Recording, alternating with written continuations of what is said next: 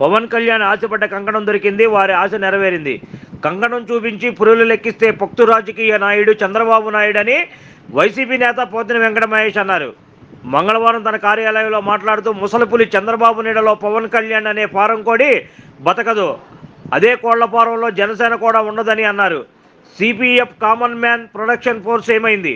ఇంతవరకు దీనికి సంబంధించిన లెక్కాపత్రం ఏమైనా రెండో వ్యక్తికి తెలుసా అని సిపిఎఫ్ని చంద్రబాబు నాయుడు ప్రొడక్షన్ ఫోర్స్గా పవన్ కళ్యాణ్ మార్చేశారని అన్నారు. పెద్దన్నలో కాపు సామాజిక వర్గం వారు పవన్ కళ్యాణ్ని రాజ్యాధికారానికి దగ్గర చేద్దామనుకుంటే పవన్ కళ్యాణ్ చంద్రబాబుకి రాజయోగం కల్పిస్తానని కాపు సామాజిక వర్గ శ్రమ నమ్మకాన్ని మమ్ము చేశారని అన్నారు. జగన్మోహన్ రెడ్డి సింహం సింగల్గా ప్రజల్ని నమ్ముకొని రాజకీయం చేస్తున్నారు.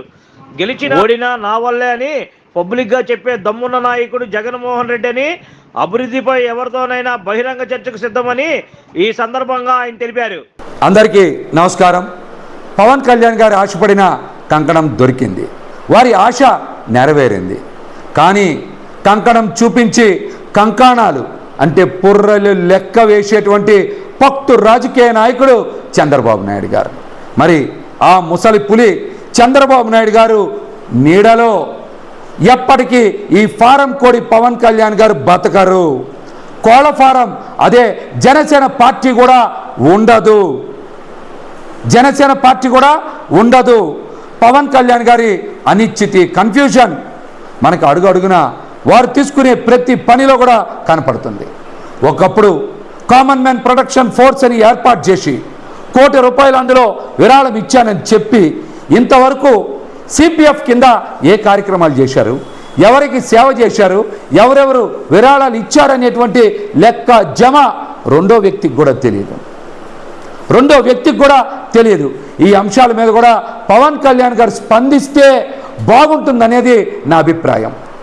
పవన్ కళ్యాణ్ గారు సిపిఎఫ్ని అంటే కామన్ మ్యాన్ ప్రొటెక్షన్ ఫోర్స్ని ఈ రోజున చంద్రబాబు నాయుడు ప్రొటెక్షన్ ఫోర్స్గా మార్చివేశారు. తనకి తాను చంద్రబాబు నాయుడు గారికి అంకితం చేసుకోవడం, అలాగే తనని నమ్మి వచ్చిన వాళ్ళని కూడా చంద్రబాబు నాయుడు గారికి తాకట్టు పెట్టిన మాట నిజం. జనసేనని పసుపు సేనగా మార్చేసినటువంటి వ్యక్తే పవన్ కళ్యాణ్ గారు. దీనికోసం ఆయన ఎన్ని కంకణాలు తీసుకున్నారో, ఎంత పుచ్చుకున్నారో సమాధానం చెప్పుకోవాల్సిన పరిస్థితి ఉంది. మా పెద్దన్నలు కాపులు, కాపు సోదరులు, కాపు సామాజిక వర్గం అందరూ కూడా నాలాంటి బలహీన వర్గాలు, ఎస్సీలు, ఎస్టీలు, ముస్లింలు అందరూ కూడా చిరంజీవి గారు లాంటి వ్యక్తి ముఖ్యమంత్రి అవుతారని ఆశించారు. కానీ కొన్ని అనివార్య కారణాల వలన, కొన్ని అనుకోని పరిస్థితుల మధ్య ఆయన ప్రజారాజ్యం పార్టీని రాజకీయాల నుంచి నిష్క్రమించారు. కానీ తమ్ముడు పవన్ కళ్యాణ్ మీద ఆశ పెట్టుకుంటే 10 సంవత్సరాల నుండి పార్టీని ఈవెంట్ మేనేజ్మెంట్లా తయారు చేశారు. కమిటీల నియామకం లేదు, పార్టీని సరైన తీరులో నడిపించుకోలేదంటే దాని వెనకాతల గల కారణాలు ఏంటో ఆయన చెప్పాలి.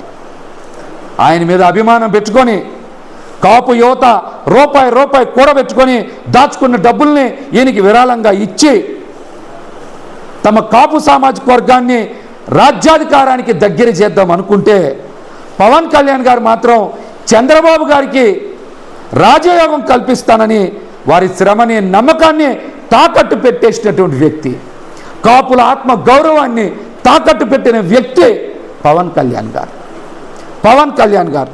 వాళ్ళ నమ్మకాన్ని వమ్ము చేసినటువంటి వ్యక్తి పవన్ కళ్యాణ్ గారు. ఈ అంశాల మీద కూడా పవన్ కళ్యాణ్ గారు సమాధానం చెప్పుకోవాలి. మరొక పక్కన జగన్మోహన్ రెడ్డి గారిని చూశాం. నిజంగానే సింహంలాగా సింగల్గా ప్రజల్ని నమ్ముకొని రాజకీయం చేస్తున్నారు. గెలిచినా ఓడినా నా వల్లే అని పబ్లిక్గా చెప్పే దమ్మున్న రాజకీయ నాయకుడు మరొకరు ఈ దేశంలోనే లేరు, మరెక్కడా కూడా కనపడరని కూడా ఈ సందర్భంగా తెలియజేస్తా ఉన్నా. చంద్రబాబు నాయుడు గారు కూటమితో నమ్ముకొని, కూటమి పేరుతో ప్రజల్ని కాకుండా మేనేజ్మెంట్ని నమ్ముకొని ఏదో రకంగా మేనేజ్ చేసి గెలుద్దాం అనుకుంటా ఉన్నారు.